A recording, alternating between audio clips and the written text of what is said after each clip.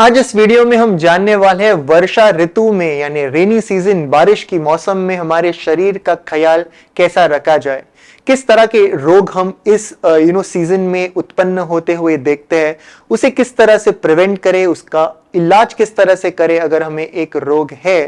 त्वचा विकार जो कि कॉमनली हम देखते हैं इस सीजन में, जो सालों साल तक रहते हैं, उसकी शुरुआत हम मैक्सिमम टाइम यानी फंगल इन्फेक्शन की मैक्सिमम शुरुआत हम देखते हैं रेनी सीजन में। तो किस तरह से उसे डायग्नोस करें, बाकी के जो रोग है किस तरह से उसे समझे और उसका इलाज करें, इन शॉर्ट पूरे शरीर का ख्याल इस वर्षा ऋतु में हम कैसे रख सकते हैं आयुर्वेद अनुसार, जानते हैं आज इस वीडियो में।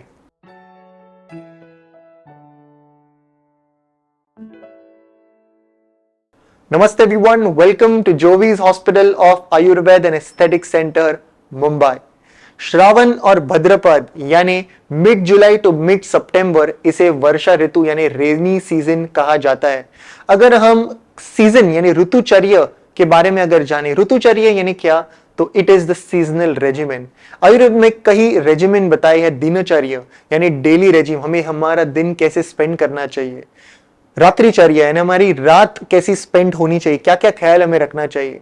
आयुर्वेद में कहा है ऋतुचर्या यानी सीजनल रेजिमेंट। 6 प्रकार के सीजन्स बताए हैं, शिशिर वसंत ग्रीष्म जो कि अदान काल में आते हैं, और वर्षा शरद हेमंत जो कि विसर्ग काल में आते हैं। इसके dates months I add it over here ताकि आप इसके बारे में पढ़ सकते हो। अदान काल यानी शिशिर वसंत ग्रीष्म, मिड जुलाई के पहले का टाइम यानी अदान काल।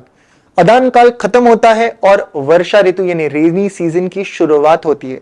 अदान काल ये क्या है? It is a period of depletion. Charak Samhita सूत्र स्थान 6 चैप्टर 33 वर्स में ऐसे एक्सप्लेन किया है, अदान दुर्बले देहे पक्ता भवित दुर्बलम, यानी हमारा अग्नि बल, हमारा डाइजेस्टिव फायर हम वीक होते हुए देखते हैं इस अदान काल में। हम देखते हैं कि शरीर बल कम है, यानी हमारा पूरा जो स्ट्रेंथ है पूरे 365 डेज में इस अदान काल में यानी जुलाई के पहले जो टाइम है उस काल में हम देखते हैं हमारा ओवरऑल शरीर का बल कम हुआ है, भूख कम हुई है। अब क्या है, तो इस अदान काल में कई बार हम देखते क्लिन्नता, बहुत ही वेस्ट शरीर में कलेक्ट होता है और वो शरीर में पड़ा हुआ रहता है। हम देखते हैं कि इस ठंडेपन के कारण इस वात प्रकोप के कारण क्या हो रहा है, तो हम देखते हैं विस्तंभित अग्नि, उसके आगे विदाह और फिर आगे पित्त का संचय होते हुए, यानी पित्त जो है शरीर में एक प्रकार से संचय कलेक्ट हुआ हम देखते हैं। अगर हम देखते हैं चक्रपाणी टीका चरक सूत्र स्थान 6/34 ऐसे कहा है, धातु पोषक रसानुपादश्च धातु क्षयेन वातारी, यानी धातु क्षीणता हम अदान काल में देखते हैं। धातु क्षीणता यानी depletion of all the 7 tissues, यानी रस रक्त मौस मेद अस्थि मज्जा शुक्र फॉर मेल और आर्थ फॉर फीमेल। हम देखते हैं रसद रक्तम ततो मौसम, यानी 1 by 1 शरीर का पोषण हो रहा है, पर इस अदान काल में या इस वात के प्रकोप के कारण धातु क्षीणता के वजह से हम देखते हैं कि सर्व हमारे 7 धातु में एक डिप्लीशन, उसमें सही तरह की पोषण हम नहीं देखते और इसी कारण हम देख रहे हैं कि शरीर का बल कम हो रहा है। तो इस धातु क्षीणता के वजह से वात का प्रकोप और अग्नि बल, शरीर बल कम होने के वजह से पित्त का प्रकोप और कफ का प्रकोप। अगर हम कुष्ठ के हेतु के बारे में जरा पढ़े, यानी कॉजेस ऑफ स्किन डिजीजेस अगर हम पढ़े, तो हम देखते हैं तीनों दोष यानी वात पित्त कफ अलॉन्ग विथ रक्त मांस त्वचा एंड अंबु, इस सभी का इम्बैलेंस, सभी में हम दुष्टि देखते हैं त्वचा विकारों में। और सोरियासिस है, एक्जिमा है यानी विचर्चिका, किटिबा कुष्ठ, इसमें हम देखते हैं ये वर्ल्ड्स नंबर 1 डिजीजेस है और कहीं ना कहीं ड्राइनेस के वजह से आगे के इश्यूज स्टार्ट होते हैं। जब भी पेशेंट का ड्राइनेस शुरू हुआ है, डिजीज आगे बढ़ रहा है, ऐसे हम लक्षण देखते हैं। और वात हमेशा, चाहे वो त्वचा विकार हो या जोड़ों का दर्द हो या कोई भी विकार हो, सबसे पहले हम देखते हैं वात का संचय, वात का प्रकोप, और वात फिर दूसरे टिश्यूज, दूसरे दोषस को खींचते हुए हम देखते हैं। यानी वात के कारण पित्त, वात के कारण कफ, वात पित्त कफ। ओवरऑल वात को कंट्रोल करना, मैनेज करना, बैलेंस करना, ये सबसे ज्यादा इंपॉर्टेंट है। आयुर्वेद का कहना है कि हमें सीजनल चेंजेस करना काफी इंपॉर्टेंट है, ऋतुचर्या का पालन करना काफी इंपॉर्टेंट है। तो इस वर्षा ऋतु में क्या ख्याल रखना चाहिए, जानते हैं कुछ इंपॉर्टेंट पॉइंट्स। सबसे पहले हम देख ही रहे हैं कि वात बढ़ा है, यानी शरीर में रुक्षता बढ़ी है, तो अभ्यंग करना, यानी अभ्यंगमाचरे नित्य सजरा श्रम वातः, श्रम वातः, श्रम हुआ है अदान काल में, बॉडी वीक हुई है, तो श्रम वातः, इस वात को कम करने के लिए हर रोज अभ्यंग करना, यानी ओवरऑल बॉडी को तिल तेल वैसे कंसिडर किया है, इजी, सिंपल, अवेलेबल और बेस्ट तिल तेल सेसमी ऑयल से मसाज करना हर रोज, हफ्ते में 2-3 बार। मेडिकेटेड लिक्विड ऑयल को वार्म करना और मसाज करना। अभ्यंगम नित्य, नित्य यानी एवरी डे करना बोला है शास्त्र में। हम देखते हैं वात जब शरीर में बढ़ रहा है तब वात यानी रुक्षता, वात के जितने भी विकार है या वात के सीजन में अगर रोग को प्रिवेंट करना है तो बस्ती चिकित्सा यानी मेडिकेटेड एनेमा, चाहे वो योग बस्ती है, मात्रा बस्ती है, बस्ती चिकित्सा ये सबसे ज्यादा उपयोगी होती है। सो बस्ती यानी वाटर एनेमा नहीं, ये मेडिकेटेड एनेमा है। थेरेपेटिक बेनिफिट्स, प्रिवेंटिव बेनिफिट्स और डिजीज के मूल को अगर ठीक करना है तो बस्ती चिकित्सा के बेहतरीन फायदे हम देखते हैं। सो बस्ती, ये आयुर्वेद में कहा है कि वर्षा ऋतु बेस्ट सीजन है बस्ती के लिए।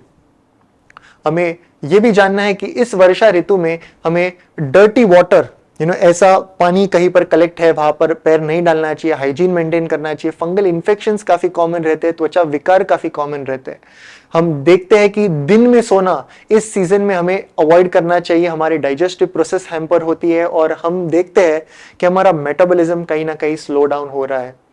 सो ये कुछ पॉइंटर्स है जो हमें याद रखने चाहिए। भाव प्रकाश निघंटु में कहा है कि हरडे का प्रयोग करना चाहिए, यानी हरडे सेंधव लवण, हरडे यानी हरितकी, ये रॉक सॉल्ट के साथ लेना उपयोगी होता है, गुणकारी होता है। ऐसे बताया है कि हिंगवाष्टक या दशमूल जैसी चीजें अगर हम लेते हैं तो इसका फायदा हमें इस वर्षा ऋतु में होता है। हम देखते हैं कि डेंगू, मलेरिया, चिकनगुनिया, फीवर, ज्वर के लक्षण हम इस सीजन में ज्यादातर देखते हैं और इसीलिए हमें आयुर्वेद नियम और आयुर्वेद द्रव्यों का टाइम टू टाइम पालन करना काफी इंपॉर्टेंट है। एक्टिवेद इंडिया ब्रोंकोमेड सिरप और लिवसीमेड टैबलेट, लिवसीमेड सिरप, ये कॉमनली यूज्ड आयुर्वेदिक मेडिसिन या अक्रॉस द ग्लोब आज डॉक्टर्स ब्रोंकोमेड सिरप एडवाइस करते हैं और घर ही घर में हम देखते हैं कि ब्रोंकोमेड सिरप ये बच्चों से लेके बुजुर्ग तक सभी को इसका फायदा होता है। सो ब्रोंकोमेड जैसी दवाइयों का प्रयोग करना, time to time immune system को, रेस्पिरेटरी सिस्टम को हेल्दी और स्ट्रांग रखना, ये एक भाग हो गया। त्वचा विकार हम देख रहे हैं तो नीम के पत्तों का काढ़ा बनाकर नहाना या गंधक, टंकन आंवला जैसी चीजों यानी सल्फर और टंकन आंवला जैसी चीजों से उस एरिया को हाइड्रेट करना, steroids, immediate quick fixes, over the counter medication से जल्द या इससे शुरुआत से ही इससे दूर रहना, क्योंकि इससे सिर्फ रोग सप्रेस हो रहा है। हम देखते हैं 10 साल फंगल इन्फेक्शन, 20 साल, 25 साल, बार बार वो रोग वापस आ रहा है और हर साल वो बढ़ते जा रहा है। सिंपल से सिंपल चीजों का अगर हम उपयोग करते हैं आयुर्वेद अनुसार, हम देखते हैं कि इसका जड़ से वो रोग ठीक होता है। हम देखते हैं कि पेट के भी विकार इस सीजन में थोड़ा कॉमनली लोगों को होते हैं, जैसे डायरिया यानी लूज मोशन जैसे प्रॉब्लम। सो बेल फल अपक्व, अपक्व यानी कच्चा बेल फल का सेवन करना, जो साम विकार या डाइजेस्टिव प्रॉब्लम्स के लिए इसके ज्यादा फायदा हम देखते हैं। तो अपक्व बेल फल का प्रयोग करना, बेल का अचार आता है तो उसका प्रयोग करना। हम देखते हैं कुटज जैसे द्रव्य या दाडिम जैसे चीजों का काफी फायदा होता है डाइजेस्टिव सिस्टम को स्ट्रांग और हेल्दी रखने के लिए। इस वर्षा ऋतु के बारे में कहने के लिए काफी सारी चीजें हैं, पर ये कुछ पॉइंटर्स है जो मुझे लगता है कि इंपॉर्टेंट है, आपको याद रखना चाहिए, आपको शेयर करना चाहिए सभी के साथ। और आयुर्वेद अनुसार वर्षा ऋतु और आयुर्वेद का क्या कहना है, हमें ये डोर टू डोर ये मैसेज को पहुंचाना चाहिए। तो ये था आज का वीडियो। कोई डाउट्स, क्वेश्चंस हमें कमेंट सेक्शन में जरूर पूछिए। Until next time from Jovees and the team, look impressive, be progressive.